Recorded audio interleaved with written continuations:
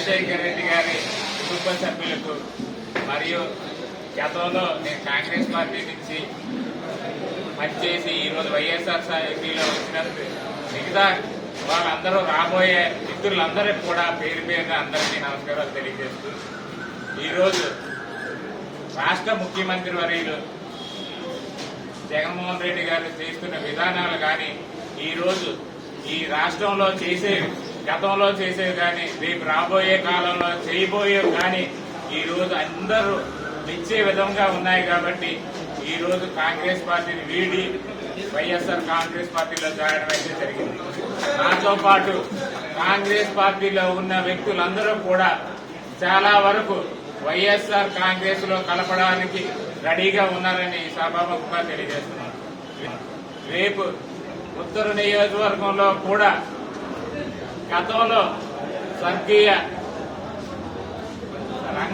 సరిపల్లి రంగరాజు గారు రాజశేఖర్ రెడ్డి గారి హయాంలో ఈ ఆంధ్ర రాష్ట్రంలో రెండో నియోజకవర్గం రెండో స్థానంలో గెలిచిందో ఈ ఉత్తర నియోజకవర్గంలో కూడా వైఎస్ జగన్మోహన్ రెడ్డి గారి ఆశయాలతో ఈ ఆలోచన విధానంతో ఈ ప్రజలు నిర్ణయించే వ్యక్తిగా కేకే రాజు గారు ఉత్తర నియోజకవర్గం అభ్యర్థిగా పోటీ చేస్తున్నారు. కావున మనం కాంగ్రెస్ పార్టీ కాదు వైఎస్ఆర్ కాంగ్రెస్ మరియు టీడీపీ, బీజేపీ, జనసేన అందరూ కలిపి కూడా కేకే రాజు గారికి మద్దతు పలకాలని ఈ సభాముఖంగా తెలియజేస్తున్నాం. నేను వైఎస్ఆర్సీపీ పార్టీలో ఎందుకు జాయిన్ అయ్యానో ప్రతి ఒక్కరికి ఎక్స్ప్లెయిన్ చేయాల్సిన బాధ్యత నాకు ఉంది.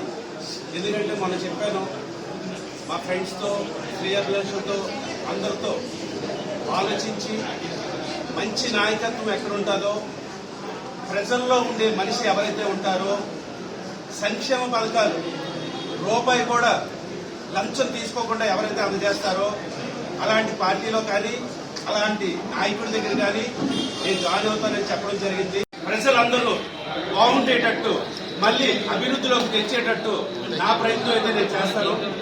అలాగే ఎంపీ క్యాండిడేట్ మన ఝాన్సీ మేడం దగ్గరికి వస్తే, ఝాన్సీ గారికి నాకు నేను చాలా ట్రావెల్ చేశాను.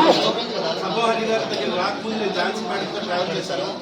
నిజంగా చెప్తున్నాను, ఈ రోజు విశాఖపట్నం ఎంపీ టికెట్ బొత్స ఝాన్సీ గారికి ఇవ్వడం విశాఖపట్నం ప్రజల యొక్క అదృష్టంగా భావించాలి. ఎందుకంటే మేడం కి చాలా చాలా డౌన్ టు ఎర్త్, ప్రతి ఒక్కల ఇండివిజువల్ కష్టాలు ఏంటనేది మేడం తెలుసు.